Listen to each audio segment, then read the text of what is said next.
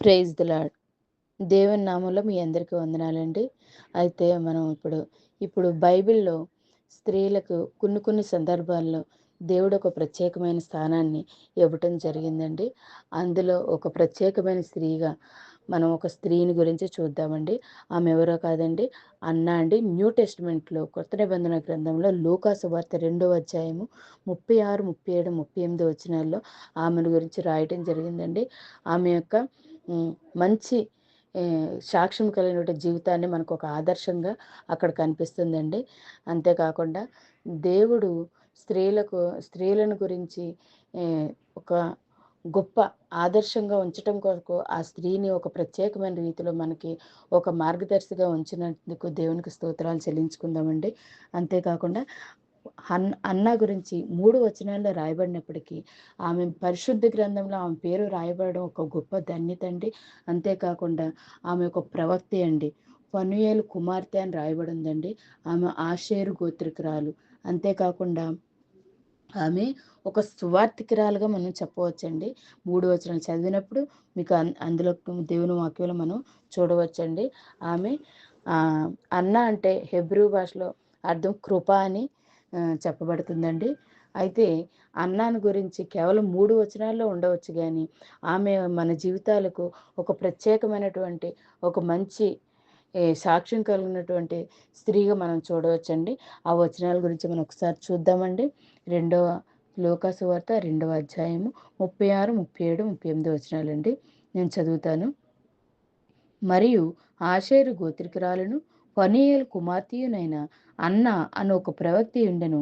ఆమె కన్యత్వం మొదలు 7 ఏండ్లు పెనిమిటితో సంసారం చేసి బహుకాలము గడిచిందై 84 సంవత్సరములు విధవరాలయుండి దేవాలయం విడువక ఉపవాస ప్రార్థనలతో రేయింబగవళ్ళు సేవ చేయుచుండెను. ఆమె కూడా ఆ గడియలోనే చూశారు కదండి, అక్కడ ఒక పర్టికులర్గా ఒక్క మాట అండి. ఆమె కూడా ఆ గడియలోనే. ఏ గడియలో అండి? ఈ గడియలో అంటే మనం అదే అధ్యాయంలో 22వ వచనంలో చూసినట్లయితే మోషే ధర్మశాస్త్రం చొప్పున వారు తమను శుద్ధి చేసుకునే దినములు గడిచినప్పుడు ప్రతి తొలిచూలు మగపిల్ల ప్రభువుకు ప్రతిష్ట చేయబడవలెను అని ప్రభు ధర్మశాస్త్రముందు వ్రాయబడినట్లు ఆయనను ప్రభువుకు ప్రతిష్ఠించుటకును ప్రభు ధర్మశాస్త్రముందు చెప్పబడినట్లు గువ్వల జతనైనను 2 పావురపు పిల్లలనైనను బలిగా నర్పించుటకును వారు ఆయనను యెరూషలేమునకు తీసుకొని పోయిరి. ఎవరండి? తల్లి అయిన మరియ మరియు యోసేపు గారు బాలుడుగా ఉన్న యేసుప్రభు వారిని ధర్మశాస్త్రం చొప్పున చేయవలసిన నియమం ప్రకారము యెరూషలేములో ఉన్న దేవాలయానికి తీసుకొని వచ్చారండి. అదే దేవాలయంలో అన్న అనే ఆ స్త్రీ కూడా అక్కడ సేవ చేస్తూ ఉండేదండి. ఆ సందర్భంలోనే అందుకనే 38వ వచనంలో చూడండి, ఆమె కూడా ఆ గడియలోని లోపలికి వచ్చి దేవుని కొనియాడి యెరూషలేములో విమోచన కొరకు కనిపెట్టుచున్న వారందరితో ఆయనను గూర్చి మాటలాడుచుండెను. చూసారు కదండి, అక్కడ క్లియర్గా రాయబడి ఉంది, ఆయనను కూర్చో మాటలాడుచుండెను. ఎవరి గురించి? యేసు ప్రభు వారి గురించి. ఎవరితో మాట్లాడుతుంది? విమోచన కొరకు కనిపెట్టుచున్న వారందరితో. అంటే అప్పటికి యేసు ప్రభు వారు ఈయనే విమోచకుడు, ఈయన లోకరక్షకుడు అని ఆమె యేసుప్రభు వారు బాలుడుగా ఉంటప్పుడే యేసుప్రభు వారే విమోచకుడని గుర్తించి ఆయనను గురించి ఆమె మాట్లాడిందటండి. ఈయన విమోచకుడు అని ఆయన గురించి వివరించటం చేసిందటండి అక్కడ.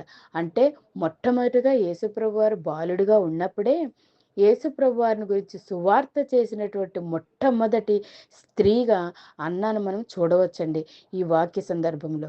ఎందుకంటే ఆమె మన రక్షకుడు విమోచకుడైన యేసుప్రభు వారిని స్వయంగా చూసే ధన్యత ఆమె కలిగి ఉందండి. ఆమె స్వయంగా చూడటమే కాదు, చూసినటువంటి యేసుప్రభు వారిని బాలుడుగా ఉన్నప్పుడే ఈయనే విమోచకుడు అని చెప్పి ఆయన గురించి సువార్త చేసింది చూడండి. అది ఇంకా గొప్ప ధన్యత అండి. అటువంటి గొప్ప ధన్యత కలిగినటువంటి ఆ స్త్రీని మనం జ్ఞాపకం చేసుకున్నట మనము కూడా ధన్యులమని చెప్పుకోవాలండి. కాబట్టి అన్న తన ఆత్మీయ జీవితంలో ఒక ప్రార్థనాపరురాలుగా, ఒక ప్రవక్తిగా, ఒక దేవుని కొరకు విమోచన కొరకు ఎదురు చూస్తున్న వారందరితో విమోచకుడి గురించి మాట్లాడే ఒక మంచి సువార్థికురాలుగా మనము ఈ 3 వచనాల్లో మనం చూస్తున్నామండి. కాబట్టి దేవుడు స్త్రీలను విషయంలో దేవుడు ఎంత మంచి ఉద్దేశాలు కలిగి ఉన్నాడంటే, ఏదేమైనప్పటికీ దేవుడు అన్న అనే స్త్రీ ద్వారా మనకి స్త్రీలమైనటువంటి మనందరం కూడా ఆమెను ఒక ఆదర్శ స్త్రీగా తీసుకొని అటువంటి మంచి ప్రార్థనా జీవితం కలిగి ఆమె వలె ధన్యత కలిగి జీవితాన్ని మనము కూడా జీవించేలాగా దేవుని కృప మనందరికీ దయచేయను గాక అండి. కానీ ఈ విషయంలో దేవుడు మనకి అన్న విషయంలో ఇంత చక్కటి వాక్యాన్ని మనం తెలుసుకునే కృపను దేవుడు మనకి ఇచ్చాడండి. అందుని బట్టి దేవునికి ఖచ్చితంగా వందనాలు చెల్లించుకోవాలి అండి. దేవునికి స్తోత్రాలు చెల్లించుకుంటూ ఈ కొద్ది మాటలు దేవుడు దీవించును గాక. ఆమేన్.